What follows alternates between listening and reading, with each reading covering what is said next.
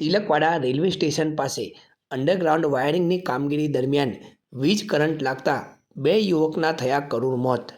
પ્રાપ્ત વિગત અનુસાર દાહોદ જિલ્લાના ગરબાડા તાલુકાના વિજયભાઈ બાબુભાઈ મેળા તથા ગોવિંદભાઈ મનુભાઈ ડામોર જેઓ પોતાના પરિવાર સાથે રોજીરોટી કમાવા માટે તિલકવાડા ખાતે આવેલ હોય અને તિલકવાડા 4 રસ્તા આગળ રેલવે સ્ટેશન નજીક અંડરગ્રાઉન્ડ વાયરિંગ નાખવાની કામગીરી કરતા હોય। આ કામગીરી દરમિયાન અચાનક જમીનમાંથી પસાર થતા વીજ વાયરનો કરંટ લાગતા બંને યુવકના ઘટના સ્થળ પર કમકમાટી ભર્યા મોત થયા હોવાની ઘટના સામે આવી છે।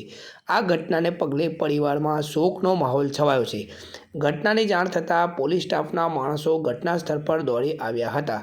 બંને યુવકના મૃતદેહને તિલકવાડા સરકારી હોસ્પિટલ ખાતે ખસેડવામાં આવ્યા। બીજી તરફ ઘટનાની જાણ થતાં જિલ્લાના આગેવાનો અને આસપાસના વિસ્તારના લોકો ખૂબ મોટી સંખ્યામાં સરકારી હોસ્પિટલ પાસે ઉમટી પડ્યા હતા। જોકે આ ઘટના હજુ પોલીસ ચોપડે નોંધાઈ નથી, પરંતુ શ્રમજીવીઓના પરિવારજનો દ્વારા પોલીસ કેસ અંગે કાર્યવાહી કરવામાં આવી રહી હોવાનું જાણવા મળેલ છે।